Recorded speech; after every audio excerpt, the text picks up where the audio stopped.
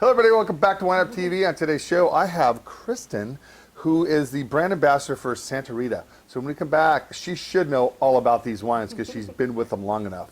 See you in a second.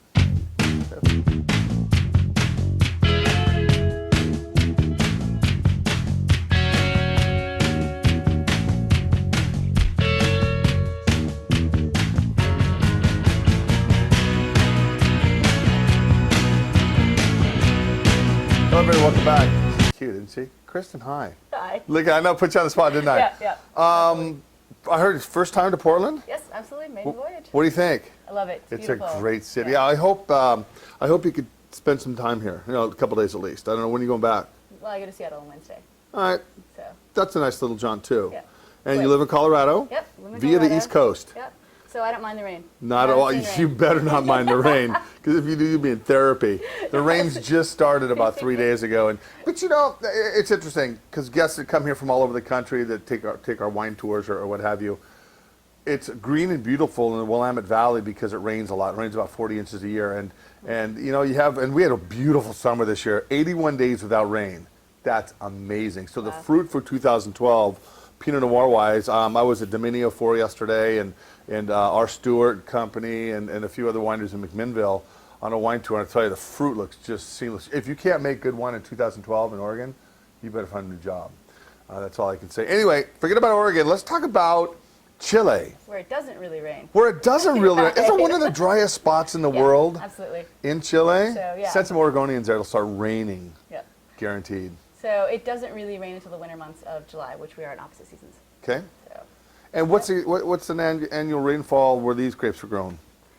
Roughly, do you know? Honestly, it's one of those that it's not until maybe a few inches, like basically from Malay. So when you have the 700 miles of the growing region, Malay South gets misty rains, and then Malay North, which is about 300 to 400 miles north of all the vineyards, you get very little rain.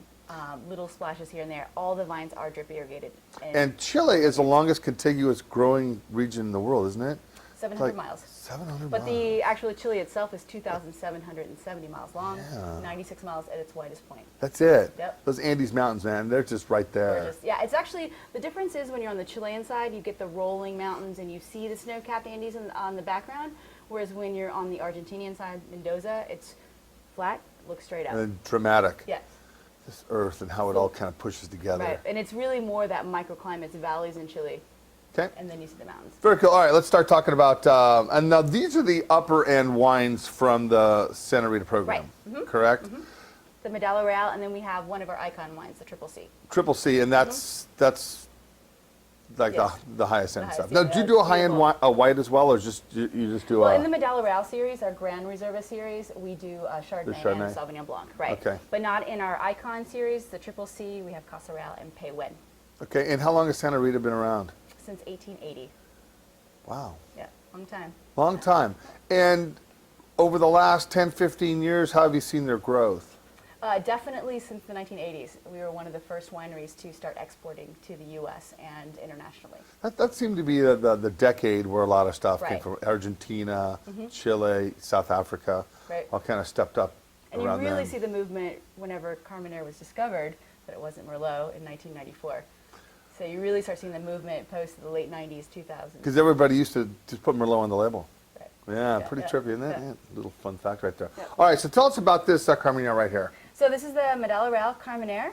This is typically the Grand Reservas are single regions, so single vineyard. This one has a little special something on the finish. It's 90% from Marchigüe, Carmenere grapes from Marchigüe, which is a subregion of Colchagua Valley. And then we finish it off with 10% of Carmenere grapes from Apalta. These vines started plantings in 1934, so they're over 70-year-old vines, Carmenere vines. When you say the vineyards, how many acres or hectares are you talking about? It's so funny because I Put know it in acres, will yeah, you? I'll put it in acres. I'll put it in acres. You can do it in both if you want. It's conversion here. Let me get my abacus out. Basically, Apalta, the one I'm talking about with the 10% Carmenere, it's about 2,000 plantings per acre. So 2,000 plants per acre. Okay. And roughly the production of it, it's very minimal. It's hand selected. Is about 4,000 pounds. Okay. That's it. But how many acres are we talking about that you guys farm down there for your higher end program?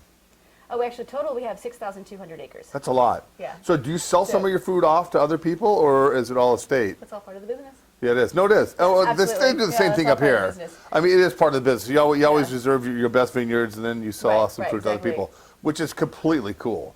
But Yeah. what's the case production? Now, when you came over here, I was mentioning you before we started filming this. I would really like the '07. Mm-hmm. I mean, the '07 had just what everything I like in a wine. It was big. It had so much. It threw a lot of sediment as well. Mm-hmm. Tell us a little bit about the '08 versus the '07. Well, to me, I love them all. I love everything, every vintage. I changes. know There's you always do, but consistency. I don't No, love all there's Oregon one- Pinot. You can't love it all. Yes. You can't. Well, you mentioned that you thought it You was a little can't bit- love everything all the time. You can love certain vintages more than others. I know you're the brand ambassador. I've been and you, drinking these wines for 6 years. I know. And, And look at you. Of 'em. Look at you. Beautiful. All right. So to me, when you said the '07 vintage seemed inkier, well, they're always going to be inky to me because Carmenere is named after the French word carmine, which means the color crimson. Ah, there So we look go. at it. I know. Beautiful. They are So- beautiful. so- They're very, very heavy wines. And what I like, they're very meat-centered oriented. You know, like Barbecues. barbecues. Yeah, big barbecues. Slow roasted meats, beautiful.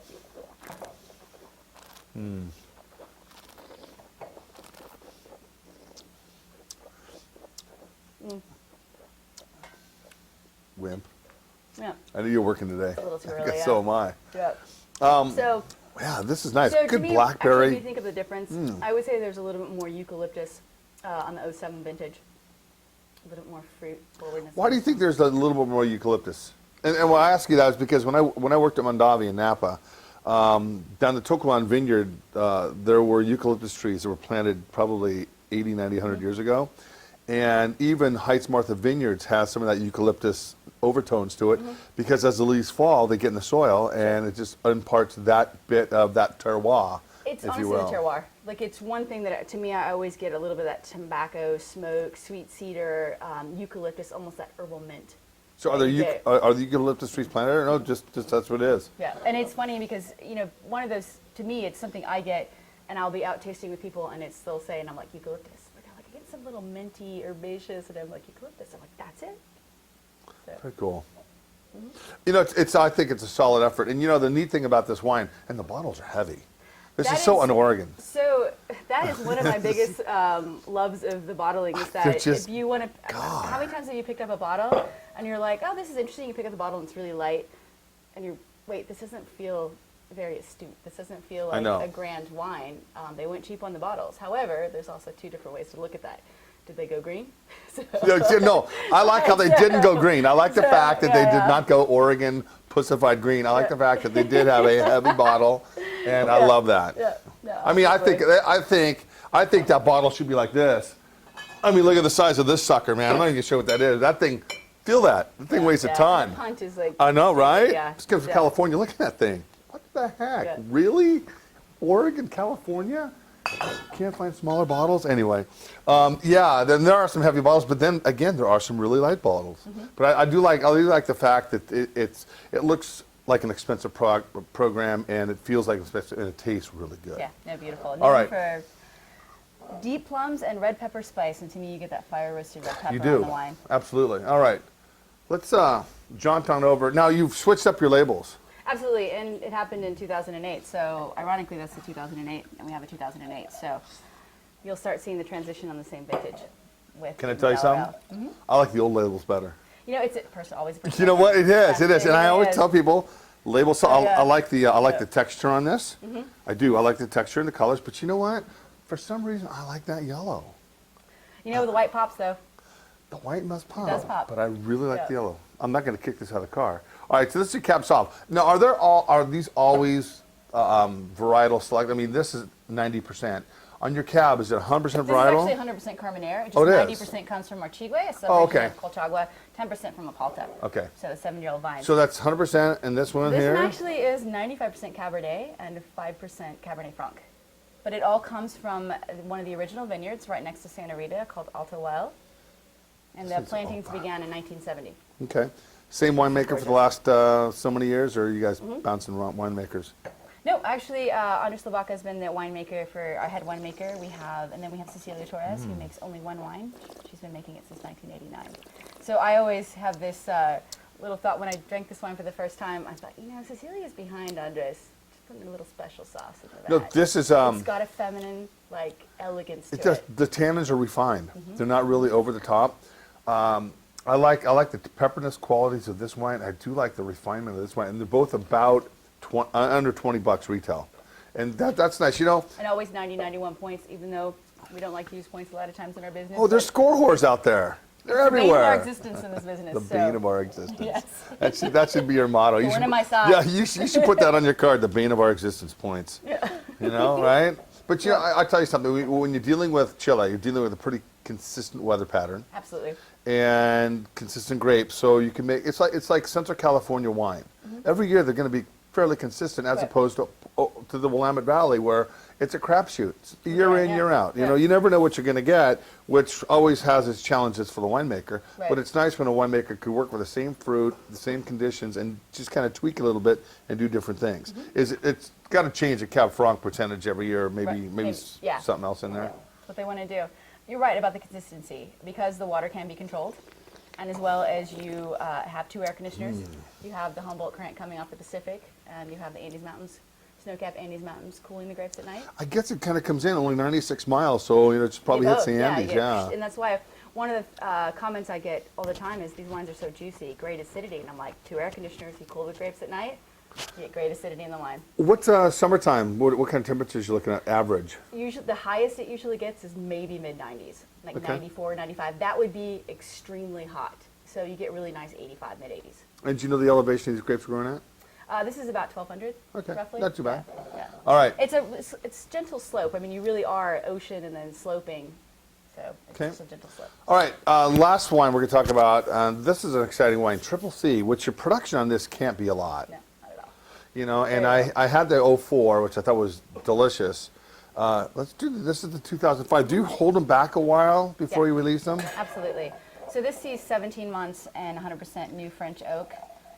And we do lay, it's funny because there was a comment, like this wine is actually, you can see the pictures of it being laid down the 2009. I like that label. It's beautiful. It's That's a Triple C for the classy 3 C's label. from Bordeaux. This is 55% Cabernet Franc, 30% Cabernet Sauvignon, and 15% Carmenere. It's a gorgeous Bordeaux. Damn, fruit flies are coming back. It's that I time. think they think it's harvest time or something. This is a really nice integrated wine. It's got The synergy is just beautiful in this wine. All the elements come together. just on the nose itself. It's just silky. It's soft.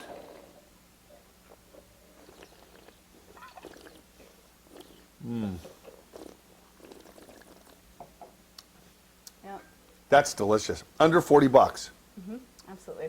Yeah. and that's One your thing- highest end wine. or it's one of our highest end wines. Which other one? Casa Real. Where's that one? I'm just kidding. Do you guys carry Casa Real? Yeah. All right. So, how much of this do you guys get here?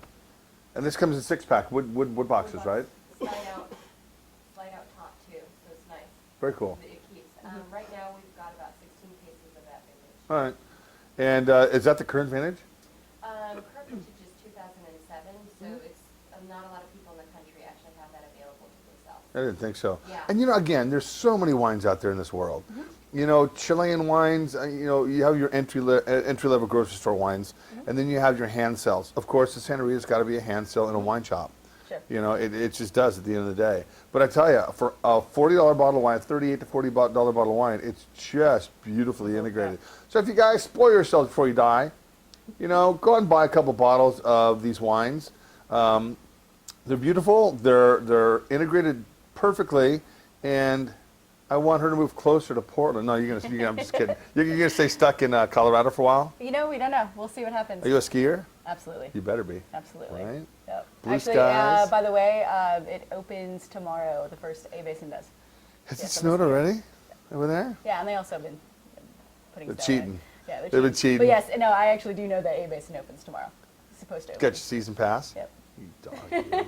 All right, everybody. Thanks a lot for tuning in. When we come back, we're going to have somebody else sitting next to me. Have a great week. Thank you.